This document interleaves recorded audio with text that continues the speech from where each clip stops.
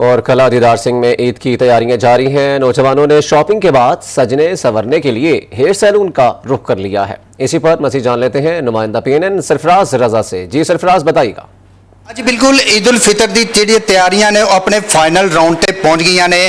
पहले राउंड दे विच ते जुत्तियां कपड़े ते खरीदे गए। दूसरे राउंड विच हुण किला दीदार सिंह दे जिहड़े नौजवान ने उन्होंने पार्लर दा सलून दा रुख कर लिया वे ते उन्हां दा यह कहना वे कि असी अपने इन्हां दोस्तां नालों सब तो मुनफरद नज़र आइए। कोई कटिंग करवा रहा है तो कोई शेव करा रहा है तो कोई फेशियल करवाने दे विच मसरूफ है। इस वेले मैं एक सलून ते मौजूद हाँ तो मेरे नाल शहरी मौजूद ने, उन्होंने गल करने आ कि तुसी ईद दी तैयारियों के बारे में की कहना चाहोगे? जी हम इस वक्त हेयर सलून पे आए हैं, ठीक ईद के लिए, ठीक है, कटिंग वगैरह फेशियल कराने के लिए, ताकि हम ईद के अच्छे खूबसूरत नज़र आए यार दोस्तों के लिए। हाँ जी बिल्कुल, जिमें कि तुसी सुनिया कि शहरियों का यही कहना सी कि असी सलून ते आए हैं कि अपनी कटिंग करवाइए, शेव करवाइए।